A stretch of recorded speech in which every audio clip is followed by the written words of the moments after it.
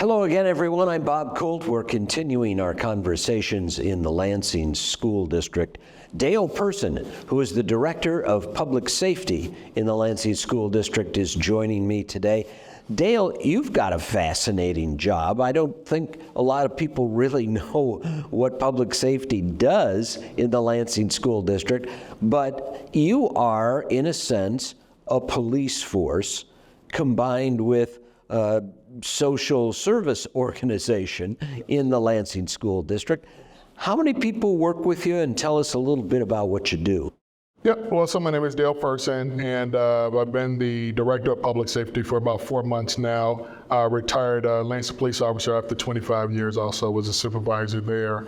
So here, pretty much, I supervise 30 officers. I'm also over the Title IX program and just emergency management of the Lansing School District altogether. Some of the things that we do, we have the ALICE program, our RAVE program. These are different initiatives that we use as far as our emergency management. Right now, we are in the program where we're putting in our vape detectors and things in the schools like that, to oversee things like that as well, and also our 3M filming for our schools as well. When we did a sort of an inventory audit about how many buildings there are in the Lansing School District, I think they counted up to 10,000 doors. That's a lot of doors to try to secure. You've got a tough job. Yes, the doors are a problem. I know when I met Ben probably about three years ago, he said that some of our schools are very porous, meaning that we have a lot of entryways. And so one of the things with the bond we end up doing to secure vestibule. So now we're in a situation where all of our kids come in through one entrance, and so that kind of helps us out. We're looking at doing some different things to let us know if somebody is coming in another door. I just met with a company yesterday, so we're doing some things to be able to shore up some of those other doors. But yes, we have a lot of buildings, and with a lot of buildings brings a lot of doors. Well, and you had mentioned the anti-vaping effort. You must have a lot of those things you have to check kids' backpacks for and other things you're looking at.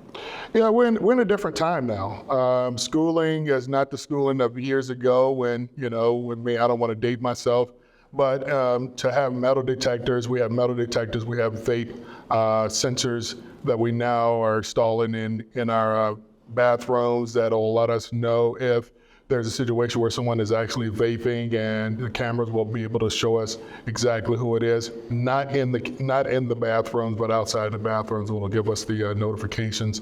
So there's a lot of different things that we're doing in regards to technology. I mentioned our metal detectors. We use the Chia metal detectors. So as they're coming in for the day, they're able to walk through the metal detectors, and it notifies us whether or not someone may have a metal object or something like that on them. And we still use our public safety staff in order to be able to check bags and kind of want them as they're coming through. And this is just for the safety of everybody in the building, them as well as whatever staff that's in the building for that day.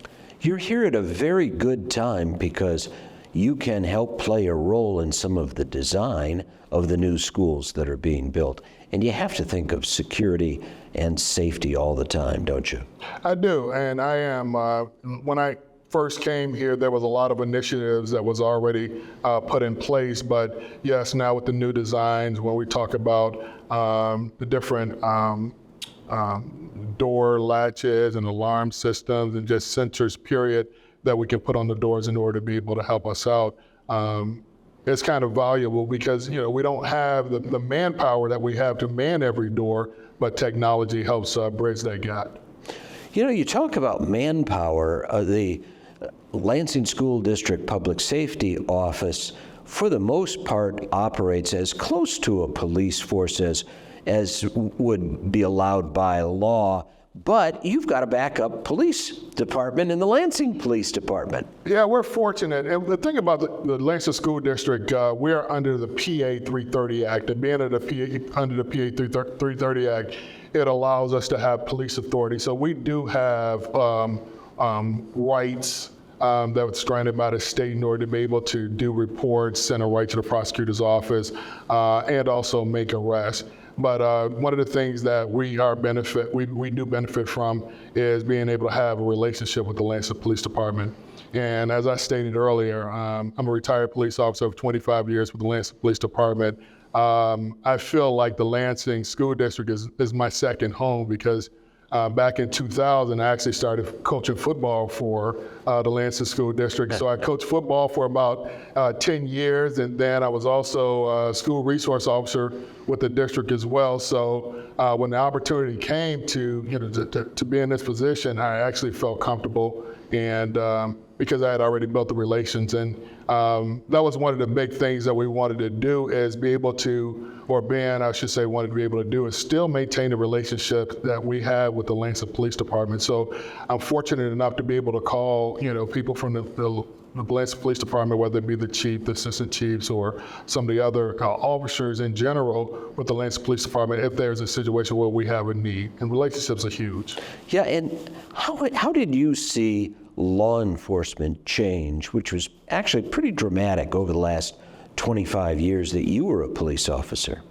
Law enforcement has changed tremendously from the time I first started 25 years ago. I mean, we were in a situation where we just had regular, radios in the car. Now we're up to, computers, all this tracking devices and all of that other kind of stuff. So from a technology standpoint, it has changed tremendously. And one of the things that you have to realize is that change is inevitable. It's going to happen.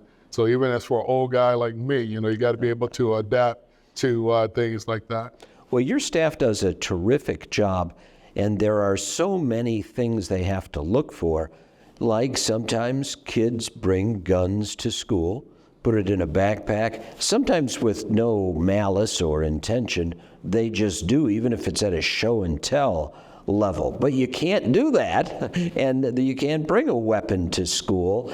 And so your folks are always working to make sure that the school environment is safe, helping a population sometimes that just may not have knowledge of safety. Right.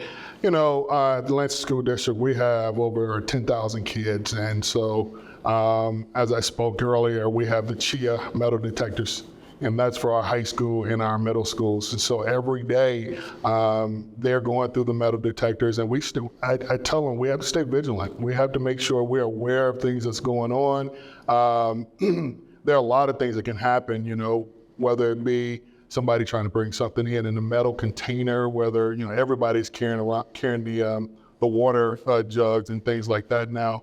And so we always have to be in a situation where we're staying vigilant and not taking things for granted, So every day, not taking, yesterday as, a thing of the past, but always staying in tune to whatever the future can bring.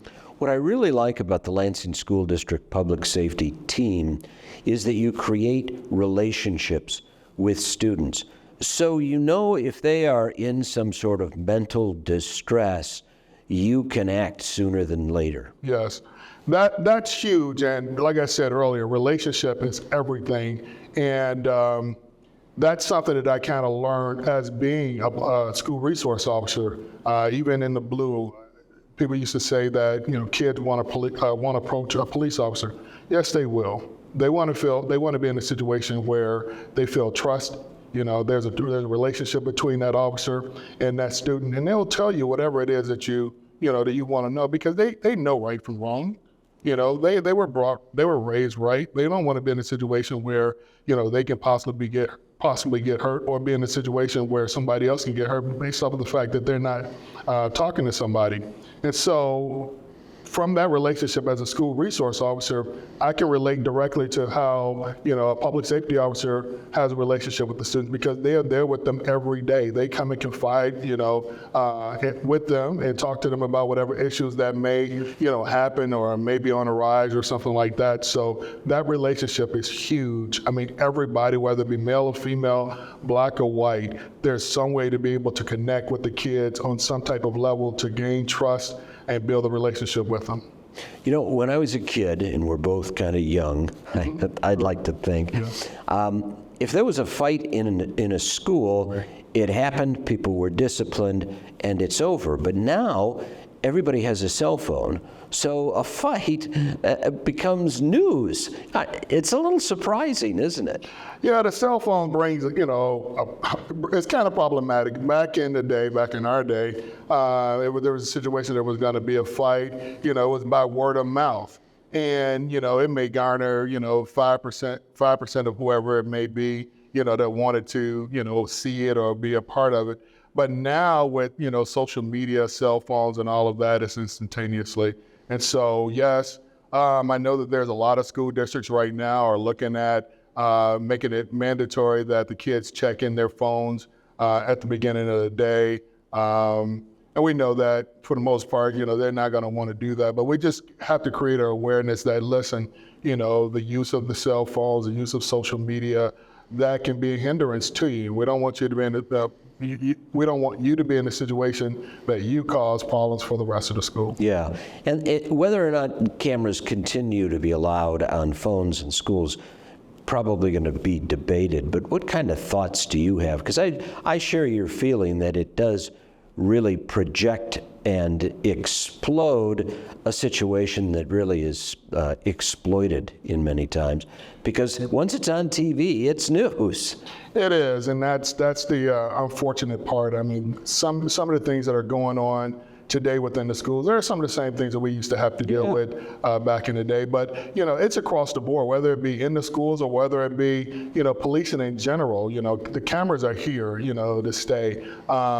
We just have to be in a situation where we have to filter what we say. We have to, temper our emotions, and we just have to be able to lock in on what is right. The flip side of that is, the cameras, although people debate whether or not they should be out there, a lot of times they're used to us. They're valuable. It's evidence. It is evidence, exactly. It has evidentiary value. Yeah. And so a lot of times with officers, whether it be a public safety officer or whether it be a police officer, a lot of times, that footage that's captured, vindicates the person, that may be, said to have done something that, they probably couldn't necessarily articulate whether or not they actually did it, but that camera footage actually, vindicates them to show that they were, doing the right thing and their intentions were right. Yeah. Well, Dale Person, the chief of police, really the head, director of public safety, that's how you would say it, in the Lansing School District, joins us today sharing some valuable information about making sure that our students are safe in Lansing all the time. Thank you very much for your thoughts. Thank you, and thank you for your time.